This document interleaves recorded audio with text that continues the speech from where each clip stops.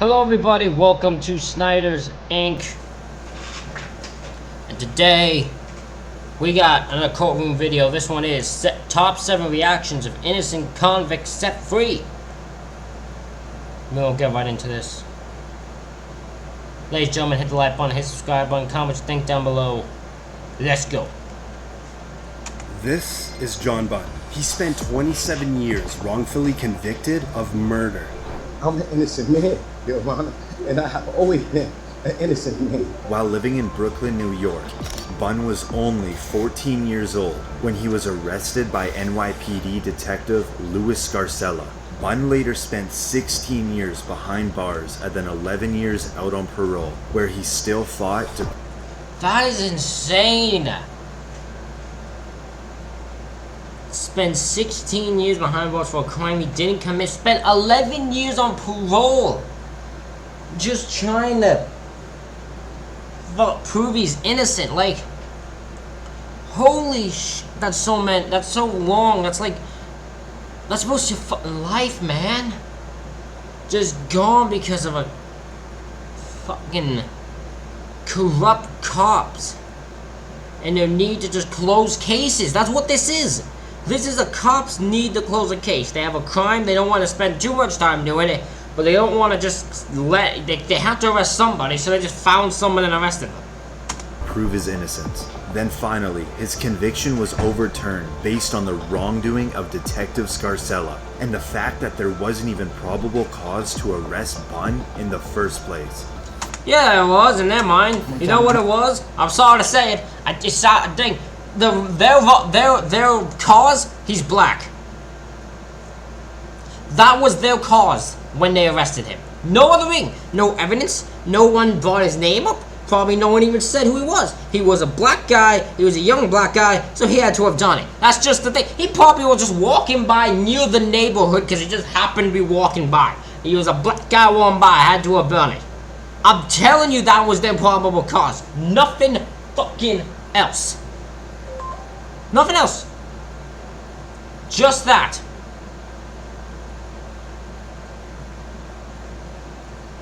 Just that he was black. No day. Y'all. Which is fucked up, by the way. I'm not acting like condone like that's fit. That is so fucked up.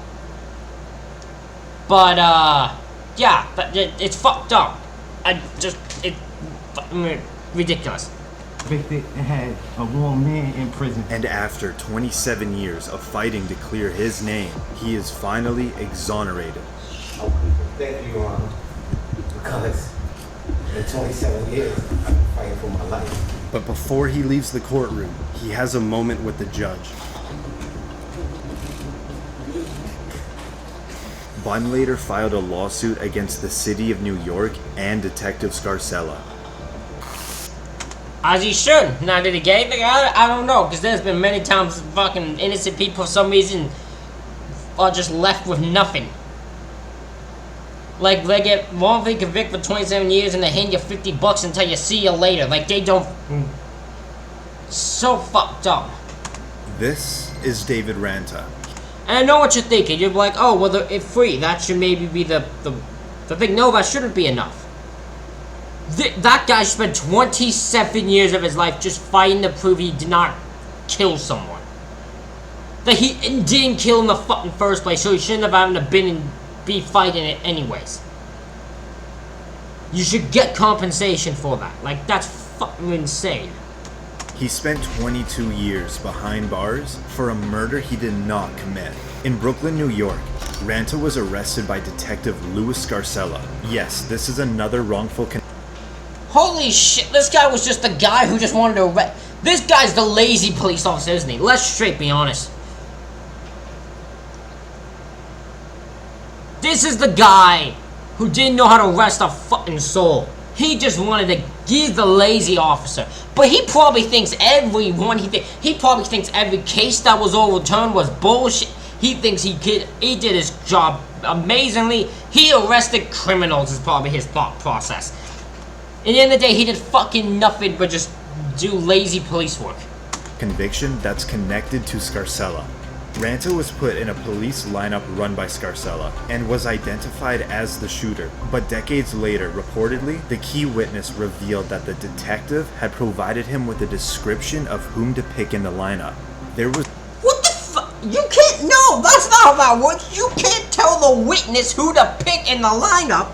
You can't be like, hey, you saw him, right? Okay, well, no, forget what you saw, because you want to pick this guy who looks like this, who has this feature, and this guy. Pretty much pick the fucking number 3 guy. He's the one that we want to arrest, so pick him.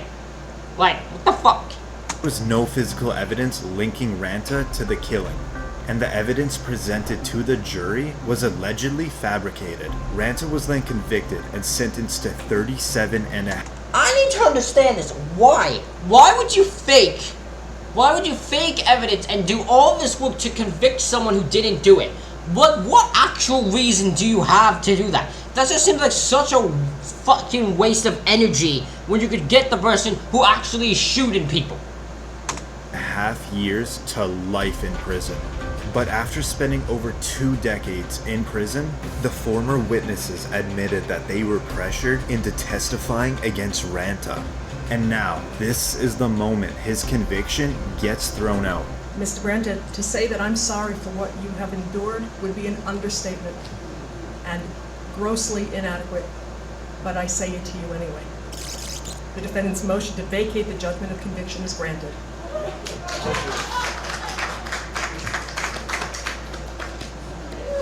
After his handcuffs were removed, he hugged his family. With all he owned thrown over his back, he walks out a free man. After his release, he reportedly received $2 million from the state and a $6.4 million settlement from the city of New York. Alright, let's see. Okay, I'm gonna give him that. That's a hell of a compensation. That is $8.4 million in compensation. Is that even enough? Probably not. But that's a fucking hell of a sum to get. I'm gonna be honest, I wouldn't complain about that. Maybe I'd be wrong if it was a different time frame. Maybe if I was put in jail for 20-something years, I'd probably want more than that. But listen, if someone said, hey, do you want $8.4 million? I'd take it. I mean, as long as I can live my life. That's the main thing, right? You want to make sure you can live your life as free as you can. This is Susan Mellon. She was sentenced to life in prison without parole, based on an untruthful testimony. She was 42 years old when she was arrested in Los Angeles, California, at a McDonald's while taking her daughter to get a Happy Meal. But that was the last time she would see her child for 7 years, as she was charged for the murder of an ex-boyfriend. You are under arrest now for murder. Mellon's conviction was based solely on an informant who claimed that Mellon had confessed the killing to her. What? What? What? There's no way. There's no way. There's no way. You're lying to me. You're lying to me. There's no way. That actually is it. That's it. That's it. Oh my god.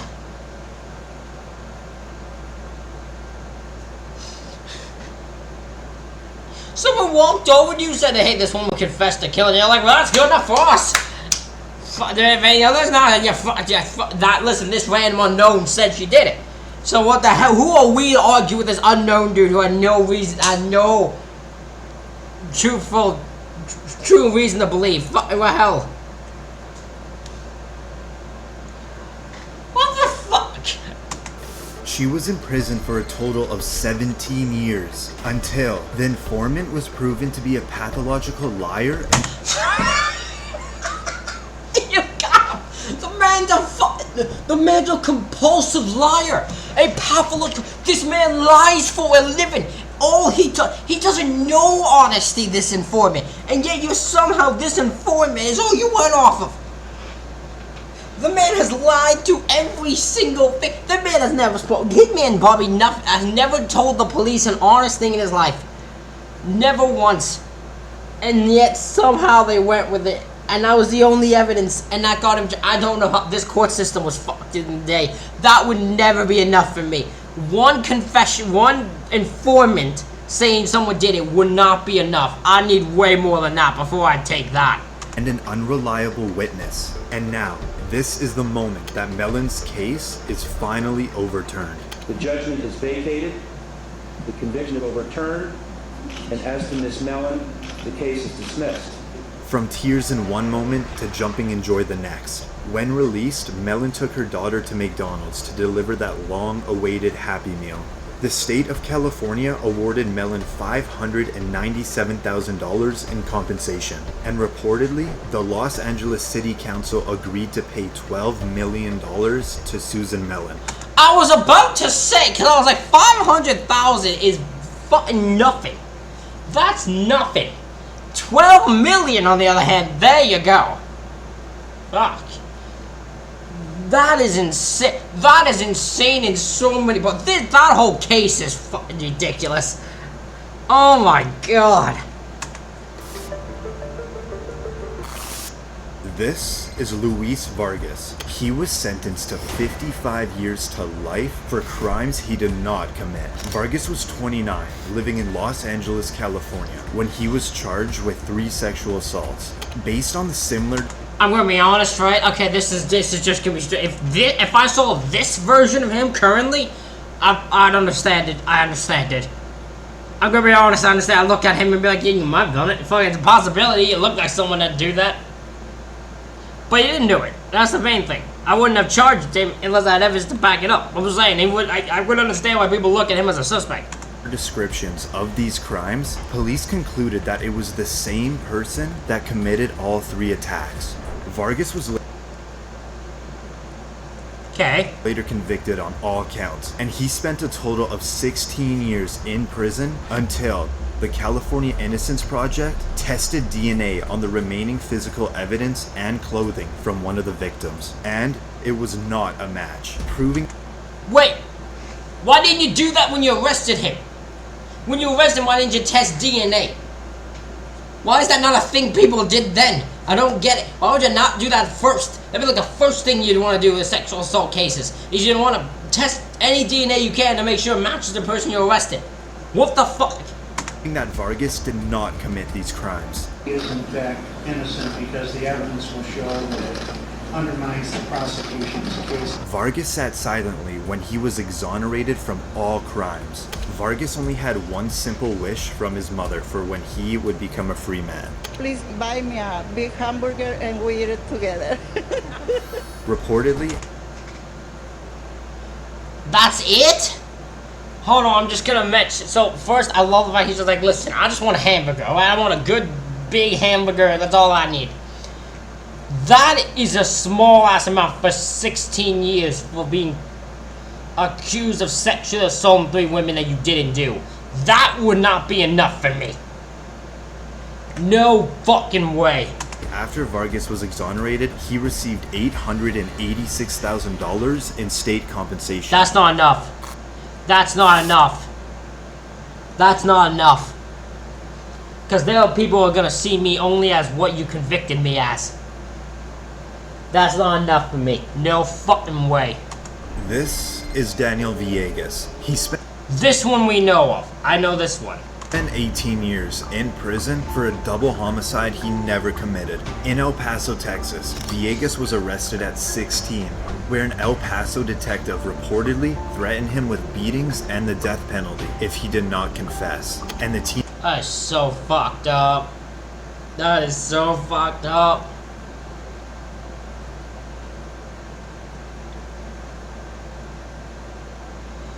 Oh man, that is next fucking level in bullshit. Teenage Villegas signed a confession that was prepared by the detectives. He tried to withdraw his confession a few hours after, but by then, it was too late. He was charged with 2 counts of capital murder. With the false confession being the only piece of evidence, the jury was unable to agree on a verdict. Villegas had a retrial and the jury returned a guilty verdict, and he was given a life sentence. After spending 18 years in prison, the verdict was thrown out, and Villegas remained out on bond where he got married and started a family. But now, we're in the 3rd trial. If the defendant will please stand.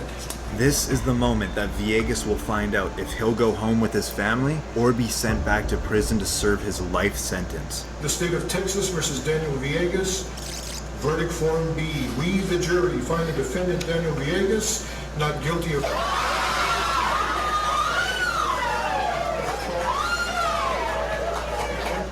Villegas is now a free man. You are no longer under any conditions. You are free to leave. Reportedly, Villegas has filed a lawsuit against the city of El Paso. As you should. As you absolutely should. My God, my man was thrown in prison through red with beatings and I didn't do a false confession. You're goddamn right you're gonna sue the city. This is Ricky Jackson. He spent over 39 years in prison for a murder he did not commit.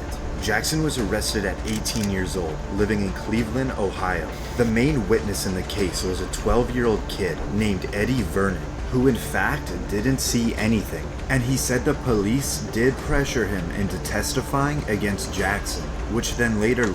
This is so weird. Why? I need to know this. Why would you want to just put all your efforts into arresting someone for that you know didn't do it? Like, that's the thing. I just want to know why an officer would... Why you put all this effort... Instead of putting all the effort you're into catching the person, you're just doing all this effort just to put it on someone you know didn't do it. It's so weird. Led to his conviction. Jackson initially was sentenced to die in the electric chair, but after spending 2 years on death row, his death sentence was reduced to life in prison. Nearly 4 decades later, the now 52-year-old Eddie Vernon came forward with the truth, stating that he never saw the murder happen. Charges against Jackson were then dropped, and after being wrongfully imprisoned for 39 years, this is the moment that Jackson hears that he is free to go. Mr. Jackson, you're going to be free to go. Life is filled with small victories, and this is a big one. I wish you good luck. All right. This is one of those things. I couldn't be in this room. I couldn't be him. Because I wouldn't be able to just say thank you and just move on. I'd be fucking pissed from the moment I walked into that courtroom. Even if I know I'm being set free, I'd be so happy. You say be happy. But there'd still be anger to me when I'm in any courtroom. I'd still have anger towards it. Jackson is now outside for the first time as a free man.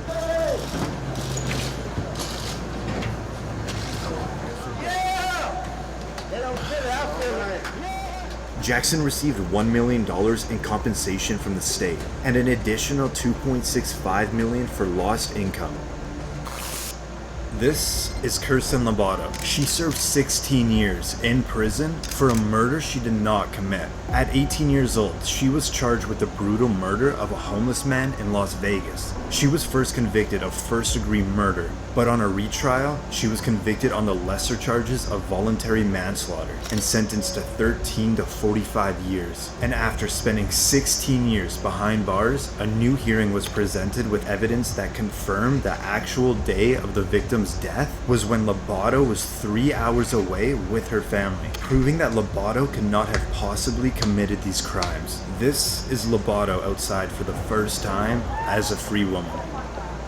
I feel overwhelmed, I feel excited, I feel grateful, I'm so happy. Lobato has filed a lawsuit against the Las Vegas Police As you Department, would. and her compensation claim is ongoing. But where's you now? Okay, well we got Let's go shop.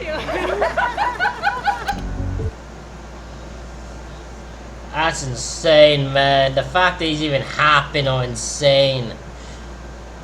Ladies and gentlemen, let me know what you thought of this video in the comments. Hit the like button, hit the subscribe button. Thank y'all for watching. I'll see y'all for the next one.